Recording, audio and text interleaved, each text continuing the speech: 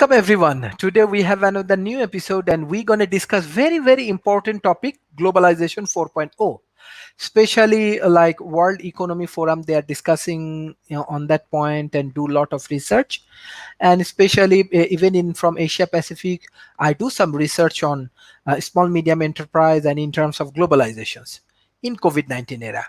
So hopefully from Professor Donald, we can learn some important aspects of globalization 4.0. So Professor Donald, like already you are famous through World Talent Economy Forum. So how do you want to share your uh, theory and research as well as practical knowledge based on globalization 4.0? Well, I went and read the uh, basically quite a few papers that the World Economic Forum had written about globalization 4.0, and I was impressed. I don't know if you know this, or I think many people know this, but there were huge protests in Davos against the World Economic Forum. It's considered to be this evil consortium of governments and organizations that are trying to promote the capitalist society that's creating the problems that we actually have. But nothing could be farther from the truth, actually. The World Economic Forum, with Globalization 4.0, is talking about creating an economy that's based on conservation. It's an economy that's based on a world where we use fewer resources, a world where we cooperate with each other and get together so that we can make things better. And if you read about it, they talk about globalization 1.0, globalization 2.0, and such. And globalization 1.0 was the first globalization that took place before World War I, back in the old days. And if you know your history at all, or you think back about history, that some of the earlier things that happened were things like the British East India Company, and the Dutch also were global traders, and there was whole things like the spice trade, and then the slave trade, and all these different kinds of globalization. And in the earliest times, they were controlled completely by the governments. So there's basically the idea of I have to throw in the idea of exchange rates. So every country has their own currency, and the question gets to be is what's the value of that currency in some other currency? So I use dollars, and then with dollars, how many krona can I buy, or how many francs or marks or whatever else like that? And these are set by the governments. And so the governments had a huge amount of control over trade by that method. And they also used tariffs and other kinds of things. So originally, the trade was a little bit like what we think of now as centrally controlled, government controlled, socialist. But they weren't socialists. It was before, people really understood that kind of thing and were talking about that kind of thing. And so that created a system that actually caused quite a lot of problems, and we wound up with World War I and World War II as a consequence. And there's a lot of other things, like nowadays we don't have fixed exchange rates. And a good example of why we don't do that is what George Soros did with the Bank of England. He knew that if the relationship between the two currencies gets really out of balance, the government has to change the exchange rate. So what had happened was England had gotten so out of balance that they had to devalue the pound. And so what Soros did is he went in and he bought futures on the pound. And what that means is that he buys them now and he pays for them later. He basically borrows them, and then he pays them back. So if the pound gets devalued and he bought 100 pounds, then when he pays them back, he only has, and he takes the money and changes it to other currencies. When he has to pay it back, he only has to pay back 90 cents on the dollar. So he's basically made 10% on the devaluation. And he borrowed so much money and got so many people involved that he literally almost collapsed the Bank of England. It just totally was. So now we use floating exchange rates where they change daily or hourly. Anyway, it's important to when you're trying to understand globalization, because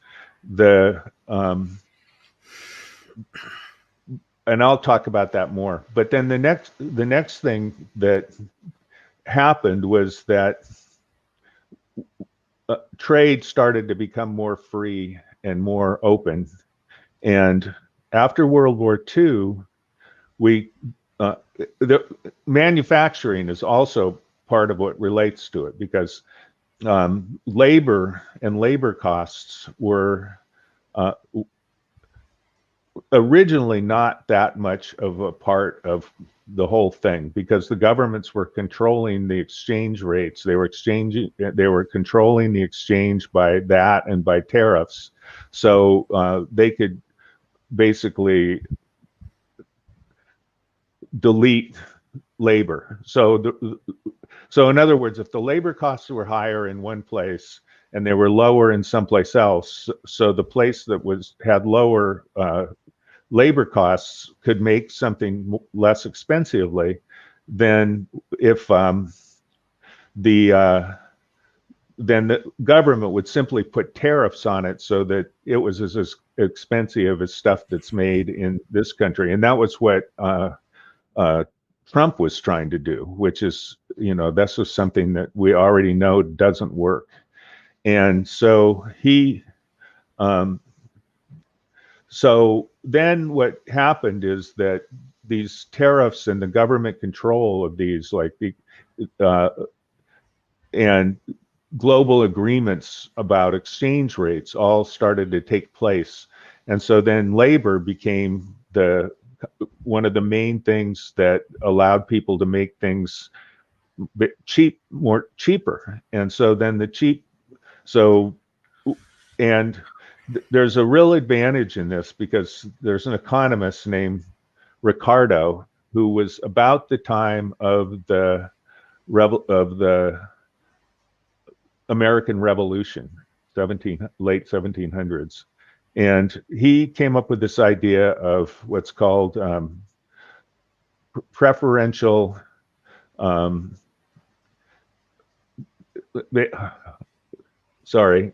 preferential exchange rates. But basically what it is that if French are really good at making wine and Germans are really good at making bread, then if the Germans make wine and the French make bread, both of them are going to make lower quality of that particular thing. So it's more sensible for the Germans to make bread and sell that, and then the French make wine and they sell that. So now the Germans have better wine and the French have better bread. I mean, French make very good bread and Germans make very good wine, but that's an example. But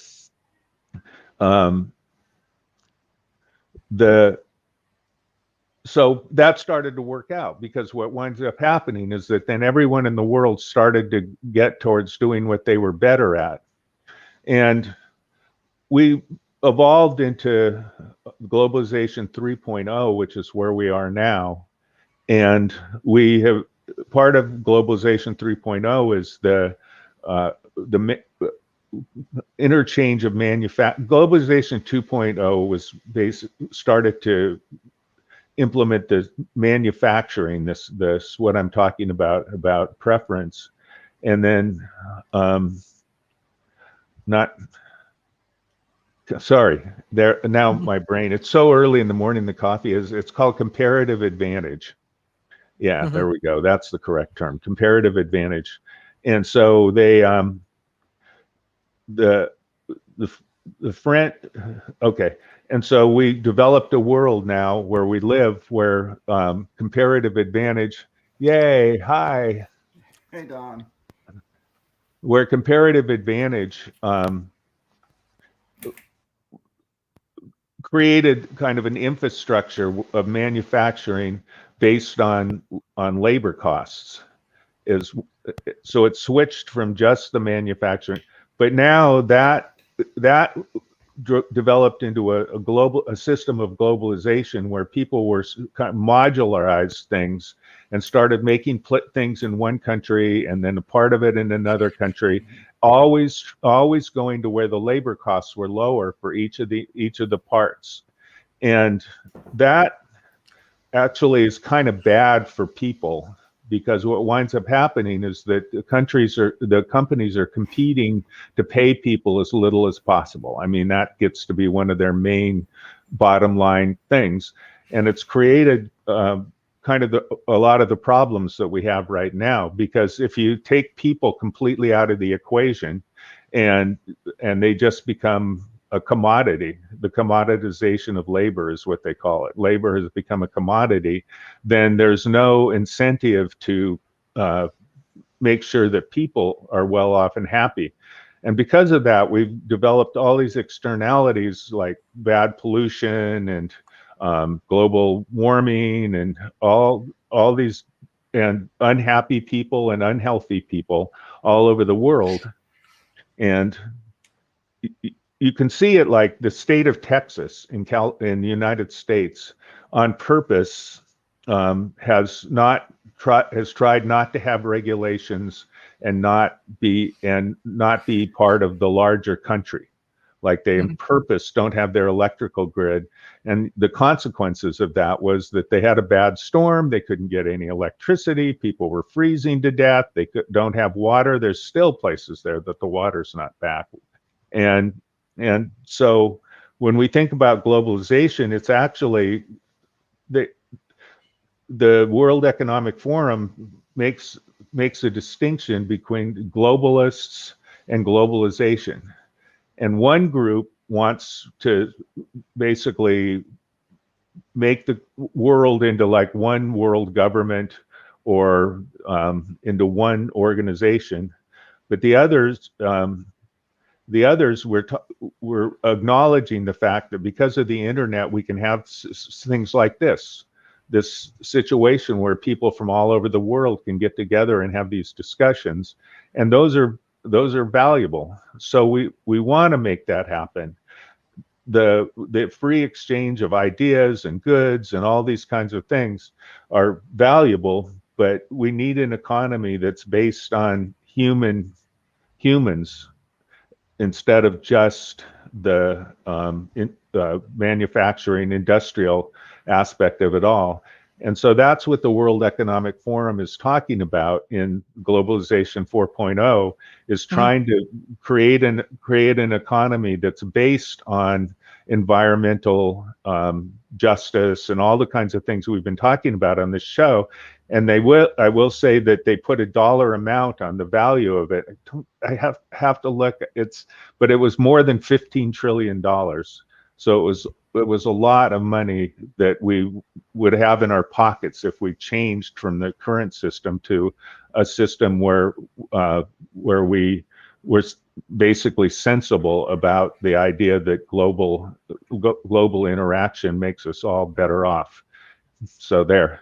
I had to Mhm. talk a Thank lot because you weren't here, Edward. So I'm Yes, yes, glad. yes. Thanks for coming. You saved me. no, no problem, Don. Yes. I knew I was going to be late, and I told Sharif that Yes, I would be yes. on a little Thank bit you, late. thank you, thank you, Professor Edward. Because today's topic is very, very important, Hmm. even in terms of Asia Pacific, because our Very focus much. mainly in Asia. So even last show was very good. Even today, I was in Putrajaya. I was in Cyberjaya, some of the important parts, important city in Malaysia. So some of the corporation, think tank, and important organization, they're observing our show and give a very good feedbacks on last show. So they love to learn more. So today we want to discuss about globalizations 4.0. So sir, how do you want to already Professor Donald share his knowledge and views about globalization 4.0? So how do you want Well, to introduce this point? okay, well, I'll make a few points, and I agree with Don on some of the issues, and I think I disagree on a few of them as well. I think when you think of globalization, I tend to focus on four issues. First of all, globalization can be thought of as trade in goods and to a certain extent in services. And this has been going on, of course, for centuries. The British Empire, after all, that was an empire based on trade. Singapore, Mhm, Malaysia, Hong Kong, India, and so forth. Um, mhm, However, what happened in the I think it was the 60s, and after that was the container ship revolution, meant that transportation costs went way down, meaning that trade was even easier. By the way, I distinguish between free trade and a country that is seeking some kind of economic autonomy. That is, with free trade, the United States isn't concerned about are our shirts or my sweater produced in Malaysia or Mexico or China. It doesn't matter if the mhm, Chinese, Mexicans, or Malaysians can make my shirt better and cheaper. I'll buy it. And then Americans can focus on producing other goods and services. That's basic economics. That's division of labor. And that's one of the things that has enriched the world and everybody in the world. And here, Don and I might want to discuss this in a little bit later. But I argue that this whole notion of a race to the bottom, if you look at the history of the Industrial Revolution, really turns out to be fictitious. That is, yes, uh, the United States gets shirts from the places that produce shirts at the cheapest cost, the cheapest labor cost. But what happens is over time, of course, countries and industries move to different productions, forms of production. Hong Kong and Japan used to be the places where you got really cheap, less costly goods and services. And as those economies developed, they went into producing higher goods and services. Purchasing power went up for everybody. Individuals could trade their labor for more stuff, goods and services. And so free trade has been incredible, one of the most important things in human history. The second issue, and Don kind of touched on this, is what I would call globalization in terms of regulations. That is far more problematic. For example, it might be valid for the United States to complain about American companies competing, say, with Chinese companies, if the Chinese government is subsidizing those companies. So we're mhm, not competing with one company is more efficient than another, and so fine, that's how the sales work. Or, for example, if the Chinese simply steal American patents and copyright or patents, that's a problem as well. So this issue of subsidies is a very important issue. However, here's the real danger. For example, the European common market started out as a free trade area. Then it degenerated into a huge regulatory state and mechanism, which is the reason why the British pulled out. Here is an example for you: a banana. Why am I showing you a banana? Well, mhm, it's because you can look at the European Union regulations, and you had regulators, bureaucrats sitting around trying to determine what is the proper angle of a banana that will allow it to be sold in European Union countries. Can you mhm, imagine a whole bunch of bureaucrats sitting around trying to define a banana as opposed to simply letting people sell bananas? And if the customer wants to sell it, buy it, that's fine. Or I'll give you another example. I was in Hungary in 2003 or 2004, and the Hungarians were about to go into the European Union or the European Union, but they were concerned about milk. Why milk? Well, they had a very developed milk production system in Hungary, but the European Union was saying, well, you have to change your production methods and this and that and the other to meet our regulations. I asked the Hungarians, well, is there a problem? Is your milk poisonous? Are people dropping dead in the streets in Budapest because of your milk? And they said, well, no, they just don't like the composition of our milk. And so I said, well, why not just the European Union let you sell your milk and it can be labeled Magyar milk and people can buy it or not buy it? Well, I'm sorry, but the regulators say we have to do this. You see, another problem. Don alluded to what Texas is doing, which, and we can just talk about the energy thing. That's a different issue. But I think it's very good that what happens is internationally, for example, countries that have lower taxes and lower regulations tend to attract more business and capital. And so what you've seen in recent decades is attempts by the countries that have high taxes, high regulations, really silly energy policies that drive up energy costs going to so-called renewables. Well, businesses flee those countries. And so you have this move, this is the second issue about globalization, to have international bureaucrats regulate the economy, which I think is a terrible idea because that's what's caused most of the problems domestically, is government regulators. The third issue to concern in globalization is a security issue. I would much rather be able to buy inexpensive goods from China or from any country, you name the country, would be fine. But nation states still exist, for better or worse. I think generally for better, at least at the moment. And so we do have to be concerned, for example, about strategic goods coming from a particular country. Generally, I'm not too worried about that, but it is an issue. I'm not concerned that if Americans get a lot of steel from Brazil, that the Brazilians are going to cut us off and we won't be able to make automobiles here. But there are security issues, especially when you see in the case of China.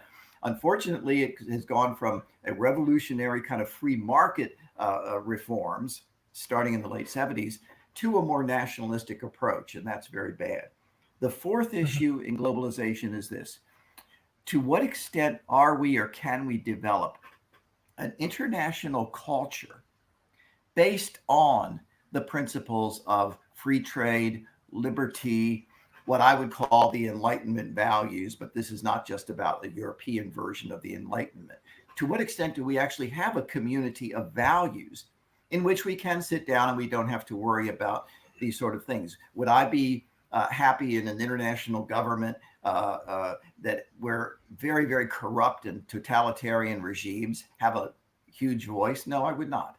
So I think those are the four big issues. Trade, which is good. Number two is regulations, which international regulations that tend to be bad. Number three, security issues, which I would like to see go away. And four, what kind of an international community of values do we have and can we move towards so that we can have all these good things happening? Thank you, Professor Edward. Actually, few point, as I'm from developing nations, I agree. Can you hear me? Yes. Okay. Like I want to agree with you because, example, when I saw example country like Bangladesh, they like Telenor company, they introduce mobile telephone. After that, like a Bill and Melinda Gates foundations and the BRAC, they introduced Bcash, mobile money transferring.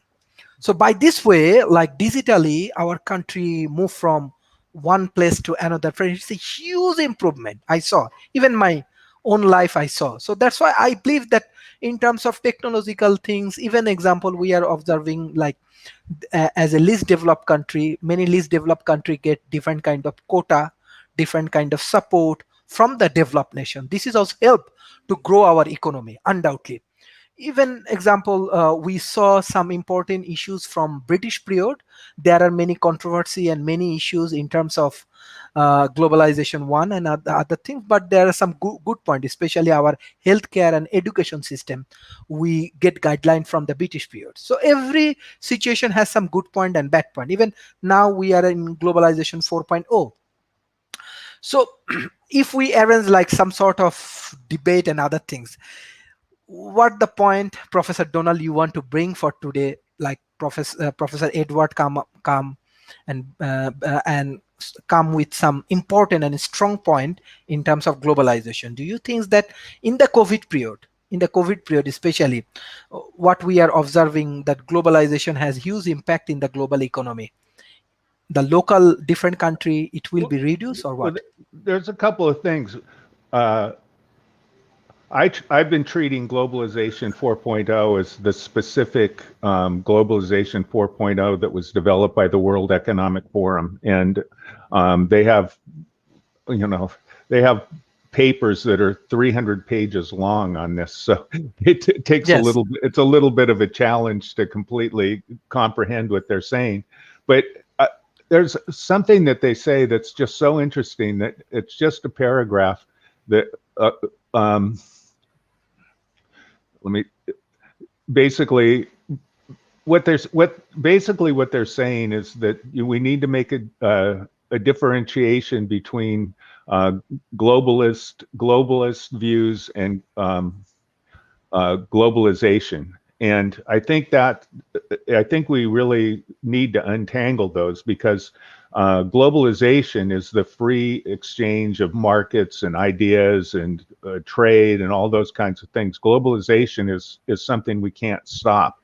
I mean, no matter how much the Chinese try to cut off information from the rest of the world, you can get it from satellites, that you can't stop it. I mean, it's just something that's happening. Globalist is a neoliberal view of basically trying to centralize the economy behind certain kinds of values, and the and that so they're kind of two different things. So the whole idea of having a global regulatory thing and stuff like that is globalist. But then globalization is the underlying structure of actual. And one of the points that they make, which is I thought was fascinating when I was reading this, was the point about intellectual property. And in order, a kind of more globalist view is the idea that intellectual property regulations will be regulated centrally, so that China can't steal our patents. And what they said that was so fascinating is that the United States really created its industry by stealing patents from England. And they were furious because they were completely being ripped off left, right, and center by the United States. And there wasn't a darn thing that they could do about it. And so some of the international treaties and things like that try to address those kinds of things. But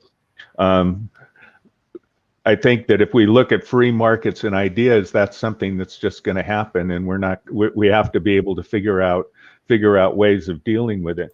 I completely agree about free trade. I mean, I read The Economist every week, and they were invented 160 years ago to promote free trade. So I've been reading it since 1989, and pretty much every week.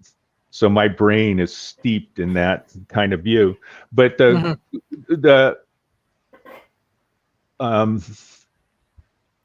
think that we don't know completely. I think what the best way to look at it is that we have these huge challenges, and like here's what the World Economic Forum says is that as we develop a new approach to the new economy, we must remember that we're not playing a zero-sum game. This is not a matter of free trade or protectionism, technology or jobs, immigration or protecting citizens, and growth or equality. These are all false dichotomies which we can avoid by developing policies that favor and over or, and allowing all sets of interests to be pursued in parallel. And I think that actually agrees with what Edward was saying, in the sense that we can't really take a top-down approach. The World Economic Forum talks about partnerships between governments and industry, because there's some things that governments really can't do very well, because like assessing and responding to immediate demands that people have is not something governments are very good at. Because like as a safety valve, we have to have governments be constrained. And so the whole kind of downside of bureaucracies is that they're slow, But the upside of them is that the reason that they're slow is because we have a lot of checks and balances so that they don't get out of control. Or so, and so, but in industry has a tendency to not be able to deal with externalities like pollution, and also the quality of life that they make for the people around them. They don't see that's not their responsibility. That's not their problem. And it's a tendency. None of these are, this isn't black and white. And so governments are a way that we can work together collectively to be able to create the kinds of constraints. And it's a difficult problem because, as Edward pointed out, some of the constraints of the European Union are huge. But I also want to point out that if you look at the ultra right-wing Heritage Foundation's list of the most free countries, the best countries to do business in, Denmark is number one. And I don't quite remember the order, but the next three are Finland, Sweden, and Norway. And all of those countries have extremely strong regulations. I was trying to do research in Finland, and I could not look at the patterns of just the metadata for the internet traffic inside their university. It's completely against the law. And I could just go on and on about, like, Finland, the liquor stores close on at noon on Saturday and don't open again until Monday. You can't buy Tylenol. You can't buy Tylenol at the drugstore without going to the pharmacist. And they limit how much that you can get: ibuprofen, Tylenol, aspirin, just things you can buy as much as you want over the counter in the United States. But yet the people are the happiest in the world. They're economically successful. They're also, they have way more social mobility than the United States. I mean, somebody that's poor and works hard can make it in those countries. And in this country, you can be in a social situation where you just don't have you cannot get the resources. Mainly and because so of government, I would say. yeah. Yes. So they've developed a balance, and I think that's what Globalization 4.0 is trying to get to some sort of a balance. Well, Yes. by the way, Yes. I had a career at the Heritage Foundation is not ultra right wing. I worked there for many years. It's what would be called conservative in America, but it's very free market oriented, tends to be a little on the social conservative side, but it's certainly not a right wing organization. In fact, the woman who is the president of the Heritage Foundation right now is a black woman. So I've been there for many, many years up until the early 90s. So, and I was also the person who came up with the concept of an index of economic freedom at the Heritage Foundation. That was my idea. And then when I left, my colleagues operationalized it. And Don does make an important point here, and I've made this point many times, that the index looks at a variety of measures: tax rates, free trade, government spending, regulations, 10 or 12 factors. They've changed over the years. And what I pointed out myself in recent years, people say, well, the Scandinavian countries are good socialist countries and they succeed very well. And I pointed out that a number of those Scandinavian countries, you mentioned Denmark, actually on a number of the indicators, 3 or 4 indicators, are much freer than the United States. So I say it's a little bit more sophisticated than that. Most of them have a bigger social safety net than the United States. But for example, they had to change their policies very significantly in recent decades because their social safety net was starting to tear. So they needed to find more ways to encourage production, and that was through deregulation. But I want to make another sort of global, since we're talking about globalization, a global comment here. When we think of order in societies, we tend to think of, or order in general, we tend to think of natural order like the movement of the planets or the natural laws that govern, the growth of a banana or a forest or whatever. And we think of human-made order, building a computer like the ones we're talking on, or making goods and services. There's a third kind of order that F.A. Hayek discusses that's absolutely significant. And that's the notion of spontaneous order that comes from human agency, but not human intent. So, for example, trade is something that came from human agency, but the division of labor came because I was trying to trade with the person on the other side of the mountain. And I just discovered that it was easier to carry these little pieces of colored metal that were very scarce, very rare, didn't deteriorate easily. We called it gold, of course. And so money developed, money emerged, money wasn't invented. When we talk about the economy, in a sense, there is no economy. There are millions and millions of people and businesses making individual choices. And prices, for example, are something that emerges. And so my concern, obviously, as we move towards more and more what I would call good globalization, is that you have the international bureaucrats or the national bureaucrats thinking that they can plan an economy or plan some of these things when, in fact, when it's been tried, I've studied and I've actually worked on converting the Soviet Union to a more free system. Unfortunately, it hasn't worked very well. But, if you look at planned economies, it's almost laughable to see how bad they are because they don't have market prices and such. Also, the other thing I want to mention, Don does mention a very important point about what I would call quality of life. But that's something that really ultimately has to come, I think, from the individual. And I completely agree what he says, but the more prosperous a society becomes, the more options we have. That's the good thing. So and what I want to see, by the way, is I want to see more entrepreneurship, not only producing goods like the ones that we're trading with today, but services. Healthcare can be much, much more efficient if the same people who created iPhones and the same people who created Amazon and the same people who created all of these sorts of things, if you let loose that entrepreneurship in the area of healthcare or the area of education, think of how much human capital can be realized and can be made manifest in goods, services, and ideas in our world.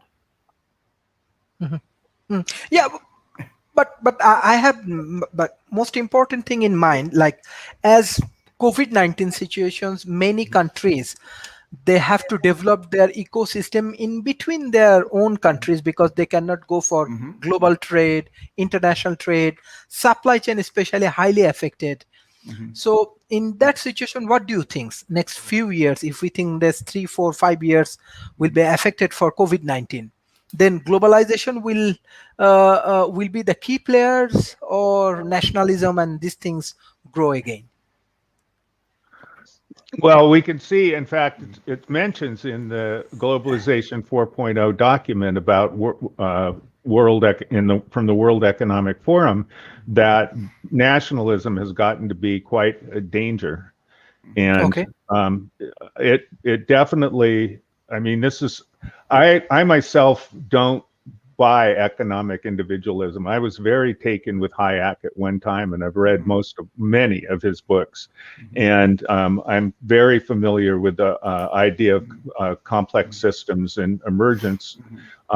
However, I came to realize that methodological individualism has some problems that just simply can't be addressed within rational choice, and rational choice economics is just it's missing some important things, and I'll talk about that a bit more later in the show. But back to what your question is I will go back to Finland, and Finland does not consider themselves a socialist country. I know Finland very well because I've lived there, and I've actually spent a long time talking to government officials there and worked with some projects on innovation. And I know that they believe that they can work together collectively, that they have one of the lowest corruption levels. And Denmark, Sweden, Norway, and Finland are the 4 least corrupt countries in the world.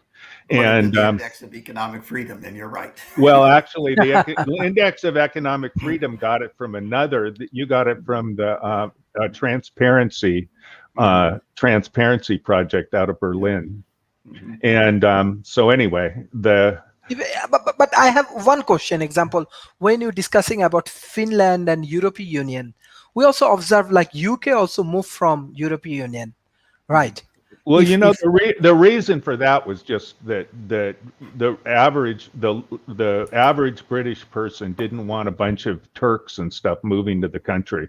They were yeah, yeah, very, yeah, it was just racist. That was all. No, it no, was it was partly no, no. that, but it was partly the bananas. Yeah, It yeah, could be, but yeah.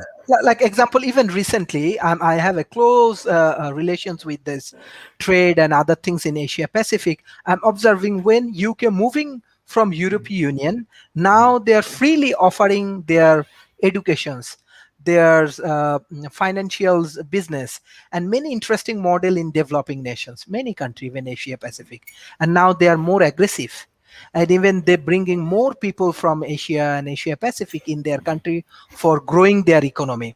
On the other hand, I'm just sharing the practical things. If I'm wrong, I want to learn from you, no problem.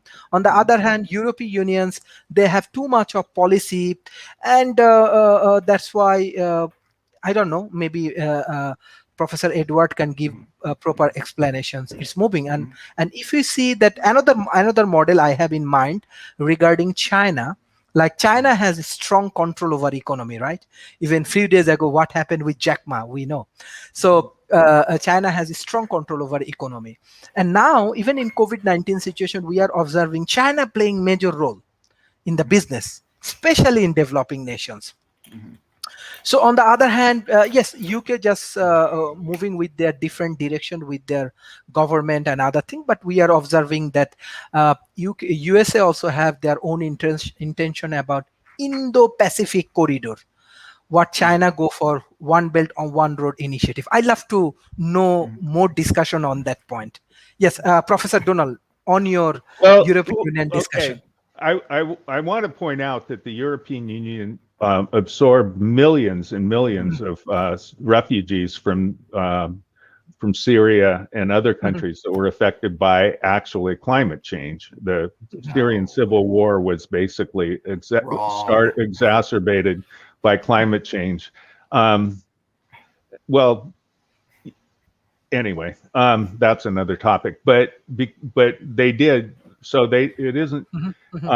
And it remains to be seen what's going to be happening in England. I mean, some of the financial institutions that were the bedrock of England are starting to leave, and they're also starting to leave Hong Kong because they don't feel that that there's this kind of stability that they need, and the kind of ability to interact with the rest of the world has been lessened. They can't. It doesn't work as well for them. So that remains to be seen. But you bring up an interesting point, which is that in all of these cases, as I said, it's not either or. It's not one or the other. When Nokia basically collapsed, actually, there's been two major events in Finland. When the Soviet Union collapsed, the Finnish economy completely tanked because they had been making their money doing trade between the Soviet Union and the rest of the world. They were middle people for this kind of trade. And when the Soviet Union opened up, Finland couldn't do that anymore. And so their economy collapsed. And then through planning, they actually weren't controlling the economy directly. They were controlling it indirectly, or helping it indirectly by investing in entrepreneurship. And they did the same thing when Nokia collapsed. They took Nokia employees and helped them start businesses. So businesses were starting faster in Finland.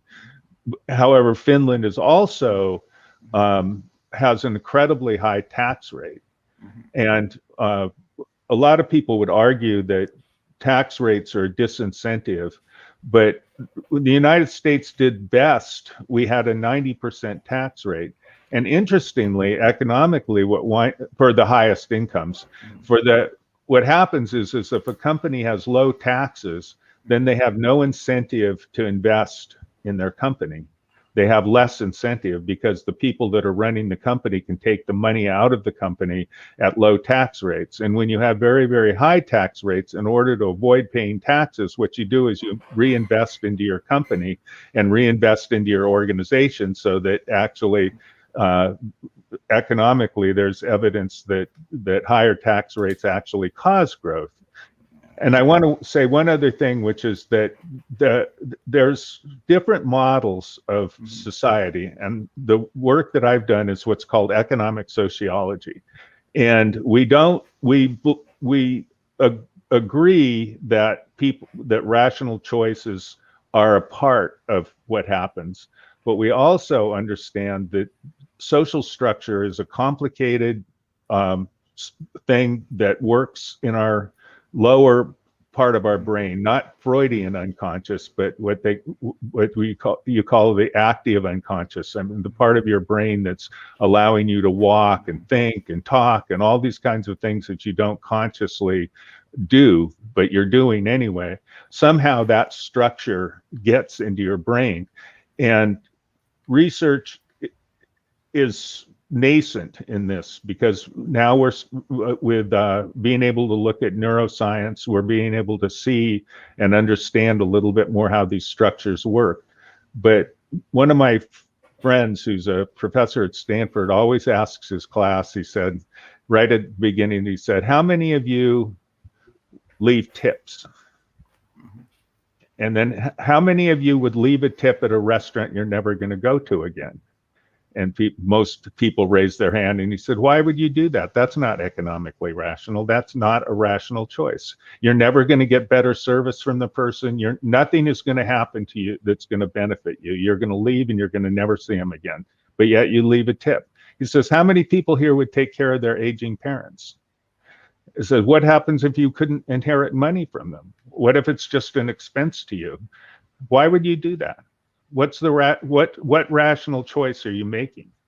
And when you think about it, much of what we do, we don't know why or how we do it. If we walk into a store, we know how to behave inside that store. We know what we're supposed to do. And if we get outside of these unconscious rules that we have, we're going to wind up being thought of as crazy and the like. These rules Yes. aren't, I'm going to stop there now, because I know Edward wants Yes. to respond to that. Yes. Yes. Yeah, because I am a methodological individualist. I believe that I know. I believe the ultimate moral unit is the individual. It's not society. Society, we all want to be in society, and society is beneficial for all of us. But ultimately, I'm an individual and I have my own interest. But I also have a broader view of individualism. That is to say, I want to live in a certain kind of community. I do have certain values that I would like to see in the people who I live with and deal with and so forth. Those are values as well. Whether you can put a market price on them is another question. But people make choices not just based on, is this the least pricey way to get my coffee cup? We make choices based on all sorts of things. But I want to get to the by the way, discussing social systems is a very interesting topic, and I think at some point, maybe in the future, we can do that. But I want to address your question concerning globalization and COVID and what is going to happen in the future. As I say, I am a globalist in the sense that I believe in free trade. I think it's been a great boon. I think it's helped developing nations and given them opportunities. It's helped Americans and it's helped everybody. I am concerned about rising nationalism in the bad sense of that word. But I do recognize the importance of, for example, will we have a problem with supply chains from China for the inputs in the medications that we use here in the United States? To me, that is a real concern. And so those are real issues. But what I'm hoping is that out of the COVID crisis, and it's going to go on for another year or so, I'm hoping the vaccines work, and there's good indications that we are finally going to be seeing the end of it, as we have 3 vaccines approved in the United States. I'm hoping a 4th one will come out very, very soon if the Food and Drug Administration stops sitting on it. But what I'm hoping is that we can have a reexamination of the international system and come up with a recognition of the problems that we have with international government regulation and bureaucrats. Don is right that we are in an interdependent world. I completely agree with that.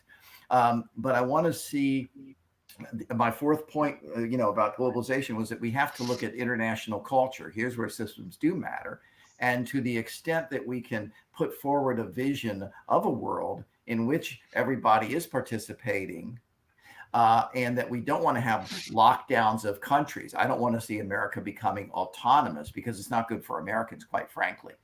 So we have to keep these issues in mind about COVID. But I like to see that as we emerge, we have a freer world, not only in terms, by the way, of free goods and services going back and forth across nations, but in a culture that rejects, for example, what the Chinese are doing in Hong Kong and what the Chinese are doing, throwing thousands of people into concentration camps. I don't like that idea either. And I would hope that the Asian countries would look at the good things in China, that in the late 70s, they started free market reforms that have really helped that country, and then reject what's happening right now, where the Chinese are becoming more nationalistic in the bad sense of the word. And you see that happening with Hong Kong and their attitude towards Muslim populations. Yes, this is interesting, but how do you want to see the competition, business-wise competition in between like USA as well as China? What? Yes. I was one of the people in the starting in the late 70s and early 80s. It was in the 80s. I started my career at Heritage in 1984, who was very encouraged by what was happening in China. It had gone from a country that was not only very backwards, but that had seen 50 or 60 million people either killed or starved to death because of the Maoist policies. And what we saw after the death of Mao Zedong was a move towards allowing, and we can go into the details here, but I'm sure most of your audience knows those details about how the Chinese government started to allow entrepreneurs to profit from their own efforts. At first, it started with farmers, and then it moved out, and we all see what has happened because of the freedom that they did introduce. And I was hoping this is going to be a great international model of how, instead of having this sort of Cold War situation we had with the Soviet Union, we have a country that moves towards a free market system. We become trading partners, and that the communism and the heavy hand of the communist political system would be reduced as a middle class develops, as the middle class wants more input into governance, and as it sort of blends into and more evolves towards an open system like we have in the West, like we have in many countries. When I say the West, I mean Japan has an open system as well. South Korea has an open system. A lot of Asian countries have open systems as well. That's what I had hoped for. What we've seen, sadly, in the last 3 or 4 years especially, is a move in China in the opposite direction that I've talked about. And I'm very concerned about that, because I would rather, there's a phrase that libertarians like me used to say years ago, make trade, not war. And I still think that would be the best approach. But if the Chinese government is bent on the approach it's taking now, and if you don't have an uprising, if you don't have pressure from the entrepreneurs who are profiting from freedom, then I worry that the Chinese system might end up actually killing the entrepreneurship that has allowed it to prosper so much. So it's a very complex situation. Yes, Professor Donald. Well, I think that, again, we're getting to dichotomies where we're talking about basically the control, like saying, for instance, we talk about controlling an economy. So what happened was, when the Russians started their economy, statistics were fairly new, and there became the idea that they could make statistical models, and they were very simple statistical models in those days. They didn't have computers and things like that, and that they could plan how many tractors they needed and how to get food here and all this kind of stuff centrally. And as Edward points out, that's too complex, because you can't manage that in that way, because there's changes happening everywhere that you don't know about. and people are constantly reassessing the situation differently in different kinds of places, and the central government doesn't have that information. I mean, that was one of Hayek's main points. So that what happens is you get what's called uh, social choice economics, which is the idea ultimately that government bureaucrats start working in their own self-interest. And this is a consequence of the methodological individualism, rational choice kind of view, and that they're working in their own self-interest at the expense of everyone else. So what they try to do is they try to grow their power at the expense of everyone else's power. And I would agree there's a tendency to do that. But I also want to point out that people also work in other people's self-interest. It's wired into us. We have human beings, and one of the things I'd say is the best example is language. I mean, we can't be individuals because everything that we know and all of the meaning of everything around us came from our culture and our society. So we're individuals in some senses, but in other senses, unless I knew that you knew the same things that I know, we couldn't talk, we couldn't communicate. There's no way that could happen. And we know that in neuroscience now. It's called theory of mind. And without theory of mind, we can't communicate. And so human beings are tied to our social world and our social structures in unconscious in ways we don't understand. So again, when we look at it's almost a good analogy to the idea of centralized control, where if we look at an individual and think of an individual as something that's centralized control, then we're ignoring all of the influences from their particular place they are in society that creates them. That's kind of an interesting philosophical point. But back to what we were talking about is that governments. You get a government like in Finland, as an example, and other governments. Japan does this too, and so does Taiwan, and so does some of the successful countries in the East.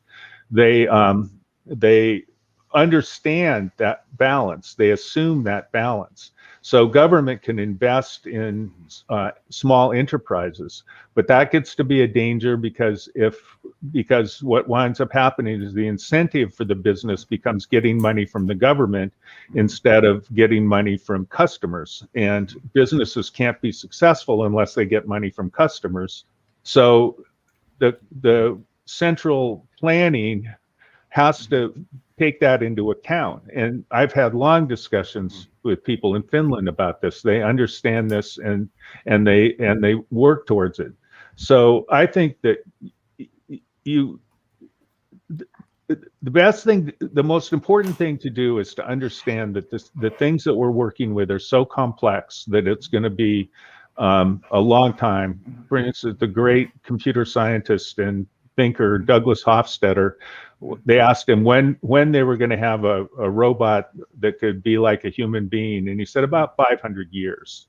I mean, we are so far from being able to understand this stuff that it's not going to happen. So the best way is to do, I think that my personal opinion is to do like countries like Finland have done, which is iterative. So they try something, but when it doesn't work, they say to themselves, okay, that didn't work. Let's stop doing it and take what we've learned and change what we're doing. And so it becomes a balance between the government investing, the government investing in education. Education is free in Finland. Government investment and the capitalist thing, the incentives for entrepreneurs to be able to make money and grow and do the personal things. So it's a balance. Don, you've just made a great case for competition. In this case, for example, Finland is a fairly small country. What's the population? 6 million, I think, or about something like that. Yeah. Which basically the state of Maryland, where I'm at right now, has a population of 6 or 7 million. It's about that big. Bay Area does. And yeah, It's not as big as Finland, but most of that is woods and forests and stuff like that. It's very beautiful, I know. But here's the point. Competition works very well with businesses. So somebody decides to try to make a phone that actually can allow you to surf the web and to take photographs and to listen to music and all, and maybe they'll succeed, maybe it won't. That's what competition is between companies. And we have competition between jurisdictions. We have competition between countries in terms of systems. So, for example, Finland does have a certain culture. People who grew up in Finland, and by the way, I've lived in Germany as well, and I've, other places as well. They have their own unique cultures. They do have communities, and by the way, individualism absolutely does not contradict the notion of communities and social systems. And so the Finns try to work out something that works well for them in Finland. Other countries, and by the way, there's a big difference between the way Finland does education, the United States does education, and South Korea, which is also a very successful system, by the way, does education. They have different strategies. But the idea is that Finland tries this, South Korea tries this, the United States tries this, and within the United States, lots of different jurisdictions try different things. And, we could have a whole discussion of what tends to work, what tends not to work. But the point you're making, it seems, Don, is that, competition is a great idea. So let Finland try the way Finland does and let the United States try its ways. And I would say within the United States, we need more federalism. We need more local control and local competition rather than an overseeing government that basically tries to regulate everything, which has caused no end of difficulties. Let Germany try to go for an all renewable energy system. Guess what happens? They end up buying power produced by Russia, produced with fossil fuels, and they end up with electricity rates 2 or 3 times higher than in the rest of the world. And then they see German companies basically setting up at least a few years ago in the United States because the costs over there were so high. And you see in this country, you see companies fleeing from places like California, Illinois, and so forth, going to Texas because Texas has a better system. That's competition. And so it's good. Yes, this is very good point that if we can create a good competitions, this is also good for economy. But beside that, I need a crystal clear strategy, like what will happen, let's say, next 3 to 5 years, especially when students and different community, they want to know more.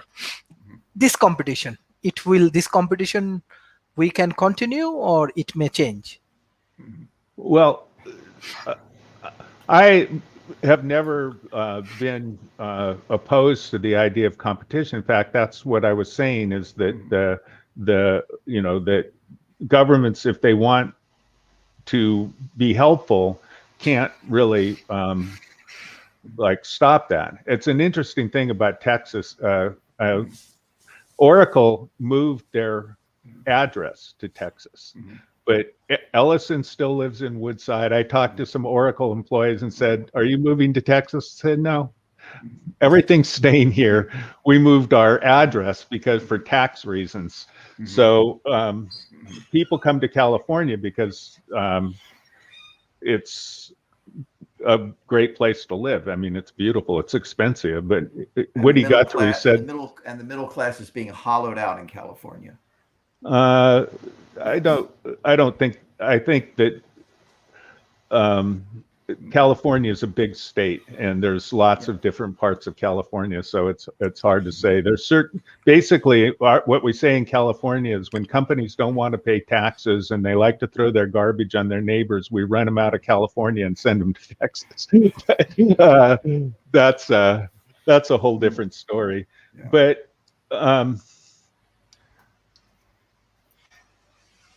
most of the people that are listening to this don't have the ability to make changes at a policy level, I think, probably, the students and things like that.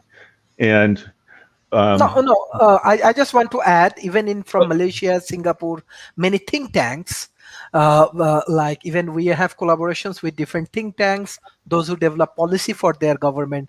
They continuously observe our show, and we are working together for strategical improvement. Cool. Yes. Well, Mhm. what I want to say is that if you read the World Economic Forum's documents on Mhm. globalization 4.0, one of the points they make is the problem with rent seeking is an economic term. And what rent seeking is that when somebody controls a resource, they can charge for the use of that resource, whether it's intellectual property or oil or whatever it happens.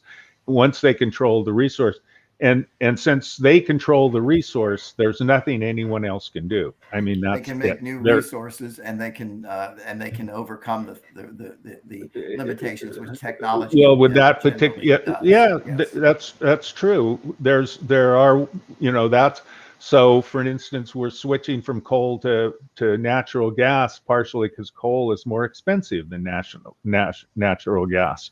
And So less there's polluting. other, and we're like I lived in Palo Alto, and in Palo Alto we were getting electricity at 3.4 cents a kilowatt because we were getting it from solar, and it was so incredibly much cheaper than fossil fuels that it was, we're rapidly changing in California from using fossil fuels, and um, so yes, so that's that kind of innovation and an innovation economy. So but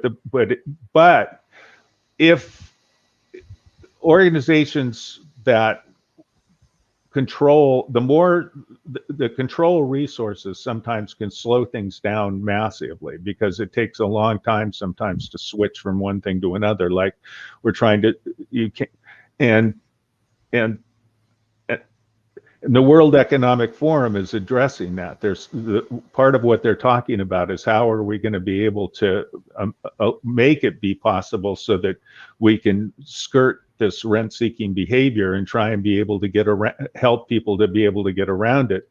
And I guess if you wanted a formula, you'd say to yourself, well, what things are controlled by governments and corporations and other organizations so that I don't have the ability to compete with them. Uh, what, is there a way to compete with them? In Silicon Valley, I'd hear companies all the time that would say, we're going to take this much of Microsoft's market, or we're going to take this much of Oracle's market. Would you invest in the company? And everybody laughs at them and tells them to go away because it's not going to happen. Mhm. I would, Thank you. I would make my statement about this. And again, this is looking, if I were a prophet and I really understood what's going to happen in the next 3 or 4 years, I would probably be rich because I would invest appropriately and would be living in I have a nice house, but I'd be living in a nicer house and so forth. But I'm not a prophet. But what I can say is this: it's been entrepreneurship, the idea that individuals are are the spark plugs, so to speak, of innovation. Whether it's Steve Jobs and Steve Wozniak at Apple, whether it's Bill Gates at Microsoft, whether it was Jeff Bezos at Amazon, and you can go down the list, not just these high level achievers, but all the way down the list. It's the entrepreneurship of the individual working with other people. Don, Mhm. correct? Absolutely correct. Working in Mhm. cooperation with other people and entrepreneurs that try things and they don't work, they try something else. So I'd say to your audience, Mhm. keep that in mind, because when the COVID situation is over, which I hope it is going to be soon, it's going to Mhm. be whether you have an entrepreneurial mindset and whether you have a system that allows you Mhm. to operationalize and try your entrepreneurial ideas that are going to determine, number one, whether you succeed and whether you are able to keep up with economic changes and social changes and so forth, and whether your country, your society starts to grow and prosper even more, whether it's Bangladesh or whether it's Malaysia. Malaysia, Uh, yes. Singapore has done quite well, by the way. It's one of the most prosperous parts of the world, and certainly in Asia. So again, 2 points: entrepreneurship. Keep that in mind. hone your entrepreneurial mindset during this time. And number two, look to make sure that the system that comes out on the other side is a system that allows you to operationalize your and to try your entrepreneurial ideas, because that's what's happened in the United States and in so many other countries, including, by the way, Finland. And so those are the two things I would leave your audience with: entrepreneurship and a system that allows you to act as an entrepreneur. Mhm, mhm. Thank you. This is really good guidelines we get from you, especially entrepreneurship and entrepreneurship system. That's right. So I directly want to go for Avoid the banana problem. okay, okay, thank you. I directly want to go for the concluding remarks for today. Thank you for joining today's session. But I'm sure how I getting feedback from think tank, from different planning ministries, even Mm-hmm. few of the countries prime minister office in South Mm-hmm. Asia, even in Asia Pacific, and many important universities and research organization and corporation. They are really like appreciate this World Talent Economy Forum initiative, and all of the success goes to the speakers, because speakers bring different point, which is really important for our ecosystem. And beside that, actually the youth community we are trying to develop, because with our youth are the futures. And in the COVID-19 situation, there are a lot of challenges, but we try our level best to make proper collaborations in between the local community, and especially definitely our target is Asia. So hopefully in the future we can bring more interesting things. By the way, this May we have a summit. We want to start a summit every month, because we are getting huge support from the local community interested to engage with more summit. So both of you are our advisor for World Talent Economy Forums. So your advice, your guidelines is highly appreciable in academy as well as in industry. Any point we can work together. So I directly want to go for the concluding remarks for today. First from Professor Donald, and finally from Professor Edward.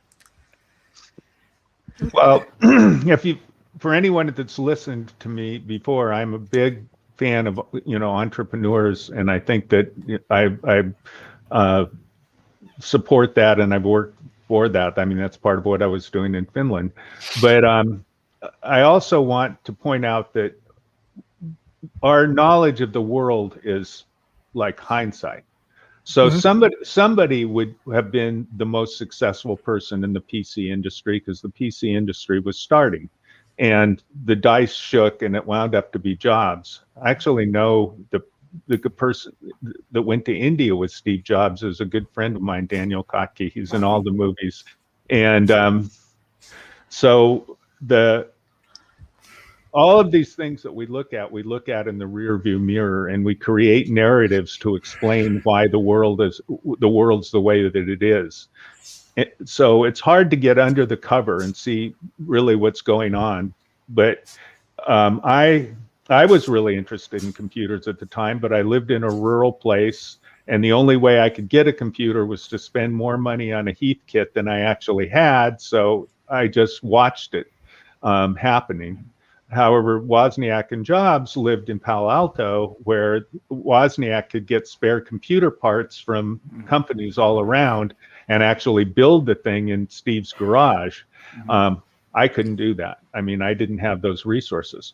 So something that I've said many times is that if you want to be successful, innovation is usually taking something from one social world, something that already exists someplace, and applying it someplace else. And so there's a huge amount of luck, and we don't see the luck when we look in the rear view mirror. We consider it all intentional. So we attribute these great, we ask ourselves the question, how does this person do this? How did this person achieve this? And we simply don't account for luck. And so, but luck isn't independent of your actions. In other words, you can make yourself luckier. And the way that you make yourself luckier is you put yourself in a situation where you're going to be able to have more resources and have more a variety of inputs and variety of knowledge. So personally, if you're living in a rural place, you're really never going to make even with the wonderful internet and things like that, because it doesn't have the luck aspect of it. It doesn't have the serendipity. It's a matter of running into somebody in a coffee. One of the jobs I got was somebody I met in a pub. It was the CEO of a company, and he hired me. I mean, those are the kinds of things to do. So Lee, go where it's happening. Go where it is. Like if you're into fashion in the United States, an example is if you're into fashion, don't go to Silicon Valley, go to New York. If you're into movies, don't go to Chicago, go to Los Angeles. I mean, it's just a matter of putting yourself into a place where the things that you need are to happen for you. And Finland figured that out. I mean, Finland has a strong commitment to creating a variety of relationships with a variety of different countries. Their educational system gives free education to people from anywhere, from the for the explicit purpose of being able to make themselves luckier, and that's something I would highly recommend. Talk to everybody. Yeah. Everybody can teach you something. Oh, yes. I'm glad that Don and I agree on entrepreneurship. I'd say that I'd end with this. In one sense, life is full of issues about luck. You could be a luck of where you're born, a luck of what kind of health you have. My mother's family were born in a impoverished village in Italy, and they had nothing. This is before any communications, before any of that, radio, TV, any of that stuff. Electricity, they didn't have electricity even there. And somehow my grandfather figured out how to get to the United States and make enough money working on the railroads and the streetcars to bring the family to the United States. Luck is every person's life involves luck, but what makes it different is whether you take command of your own life, whether you have that entrepreneurial mindset where you realize that you're the entrepreneur of your own life, you're the investor in your own personal skills, you're the manager of your own time and efforts, and if you have that mindset, then you have the best chance of succeeding. We know that in America because America is a country of immigrants. My family, I don't know about Don's family, I suspect all of us at some point were immigrants. Many of the people working in the tech companies in this country are immigrants because they came here and they had opportunities.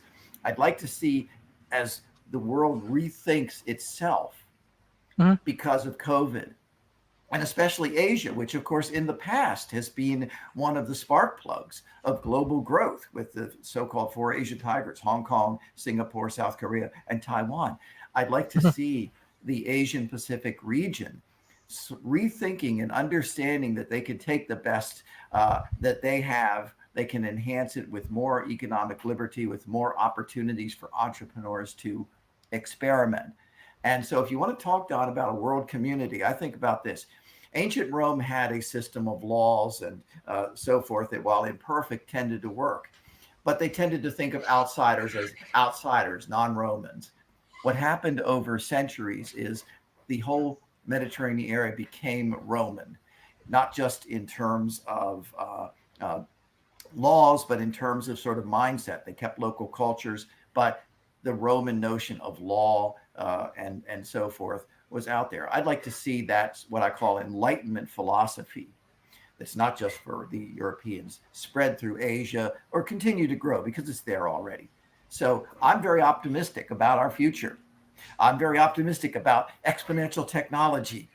And so I really am very excited about your efforts, Sharif, over there, because I just see such an opportunity for all of us to have a better world, a more prosperous world, and I'm eager to help bring it about.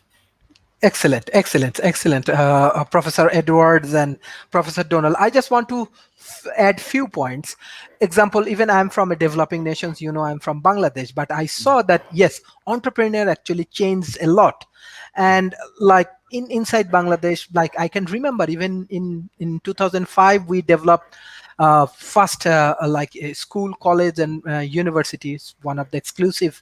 And now it's become very big, Cambrian Education Group. Only just 10 years of time, I saw many changes, many big changes only through this entrepreneurial things. And beside that, one thing I just want to add, why I respect Professor Edwards and Professor Donalds, because my life changes because of some good academicians changed my life, and they from abroad. And in our corporation we do lot of collaborations. I can remember we have around 300 corporations collaborations, and then it's become big, big and big. So I personally believe the more we can collaborate together, the more we can globally exchange our knowledge, our views, and our business together.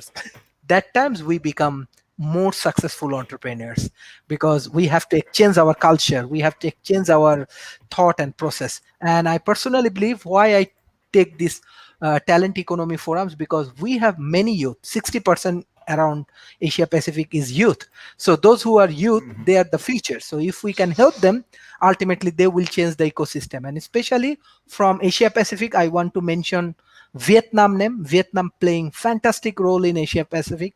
They are very innovative, and business wise they are doing very good. And from South Asia, I want to mention Bangladesh name. Not I am Bangladeshi. You can check in many area they do lot of improvement, and inside the business industry there are lot of things happening. So that's why we want to do more summit, because we want to exchange our views, exchange our business, and exchange our knowledge. That is the way of success. So from May we want to start. So as an advisor for World Talent Economy Forums, I want both of your more support and guideline.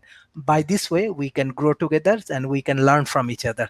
Thank you, Professor Donalds, and thank you, Professor Edward, for your very good contribution. And I get a very good feedback from the local community. They really like your analysis, like your points, like your information. Every day I get at least 10 different calls from different countries, not only from Malaysia. And they love to join in the summit, and hopefully I can bring 100 different corporations in the summit this May. So that time your knowledge and exchange will be very helpful for us. Thank you, Professor Edward. Thank you, Professor Donald. Thank you. Bye bye. Thank you Take for care. your great job. Thank Thank you, you, sir. Sharif. Thank you, sir. Thank you. Take care. Bye. Bye.